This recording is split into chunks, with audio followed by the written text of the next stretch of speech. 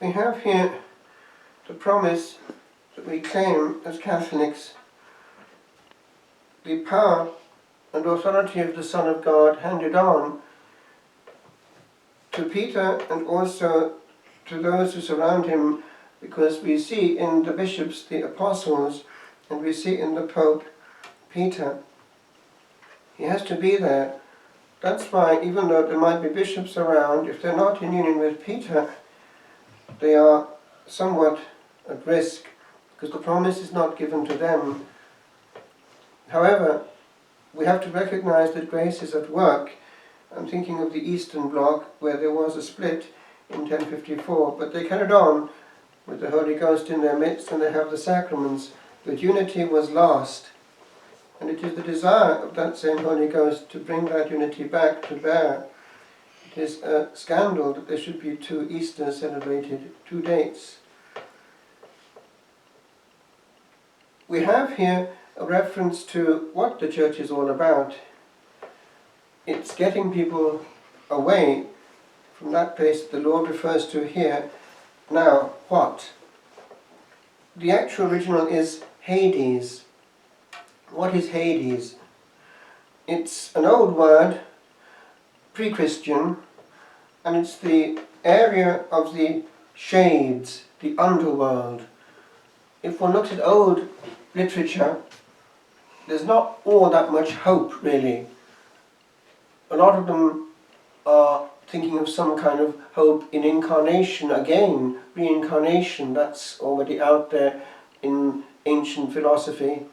And the river of Lethe was seen to be the one that washed away memories of the past. But it's all incomplete, although it's come back to the fore in New Age teachings right now. The truth of the matter is that we only have one ride, one soul, one body, one voyage in time, and that voyage in time leads to one long, long, long voyage in eternity, all depending on the use of time. So remember that, little people, even though life seems long, and plenty of it, it's not that long if one looks at the map. It's only a dot time compared with eternity.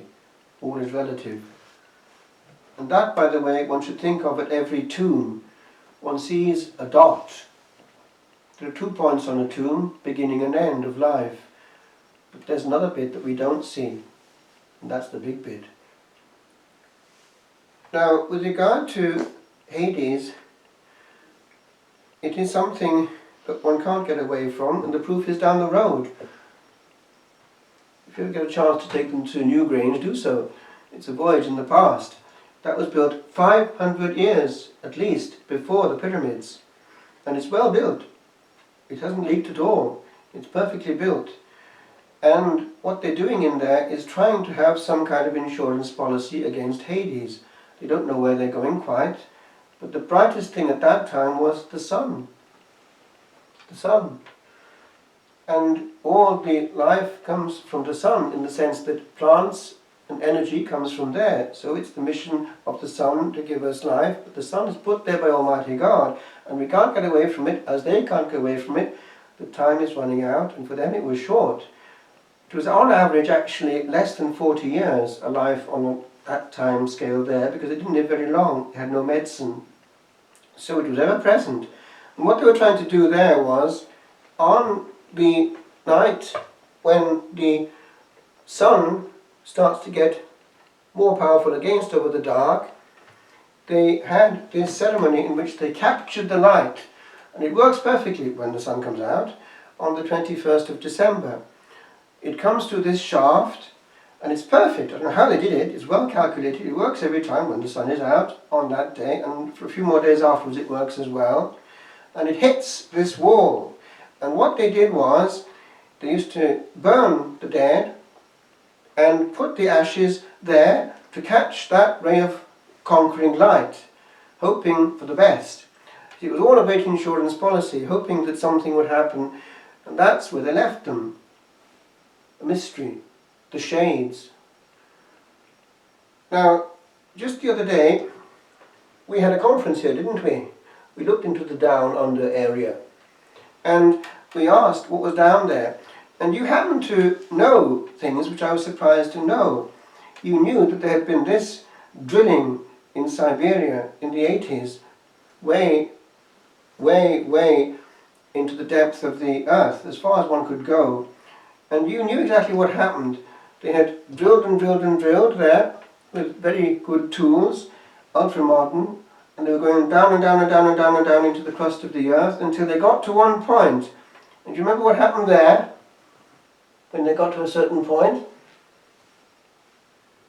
Screaming. Yeah, but before then, what happened to the instrument? Is broke. Well, what happened was this. Suddenly it started to spin, remember? It got to a point when it was no longer solid. What happened there? Because until it was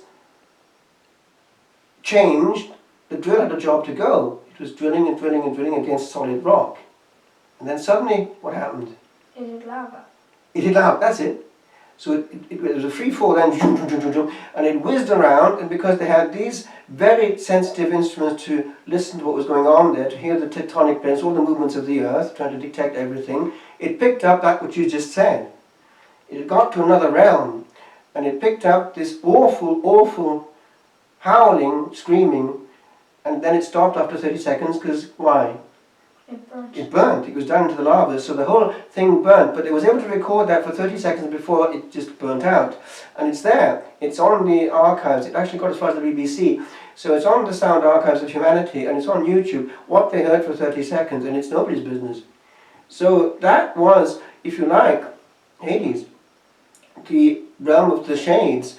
And we were also talking about what we have discovered in another field. It's deep sea diving. Remember we talked about there that when they went as far as they could down, if you got to a certain point, the closest point between what we know and what we don't know, that is between solid matter, the seabed, and what's liquid, at the deepest point of all, in the ocean bed, it's only about 1 mile. It's not that much. So you've got two worlds meeting there, a mile apart. And remember what we were saying, that there have been surprises down there. Remember we talked about these strange creatures and things, and intelligent creatures, odd things, able to do things and know things, and that was very peculiar. And they also had heard things, people diving down there, so they don't want to go there too much. It's all spooky.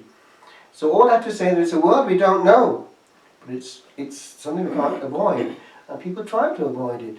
The way they talk about death and so on, it's all about making it, as it were, not directly talked about. He passed away.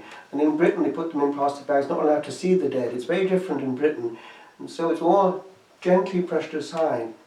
But we can't get away from it. And it's important to not be afraid, because actually we're on the winning side if we keep to what we have.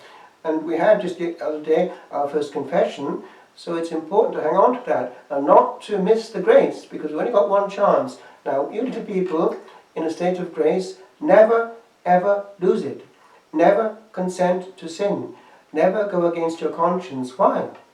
The conscience is actually the voice of God in your soul. And it works like almost a chemical reaction. You feel something, oof, your soul knows that's not right, I mustn't do it. Now listen to that, because when you're young, it's still strong. And we can dull it as time goes on. You look at the person who grows up, he starts to use bad language, look at naughty things, and he dumbs down his conscience until it just goes to sleep. That's a very dangerous place to be. So never lose that, little people. Your freshness now is important.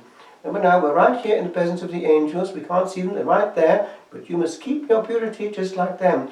So you come into the house of God and be quite relaxed with your angel friends, which one day you'll see. Just open your eyes 1 second after death, and what's the first thing you'll see? Probably your guardian angel, I would say. And he'd be saying, wow, I was right with you all the time, looking after you. We got there.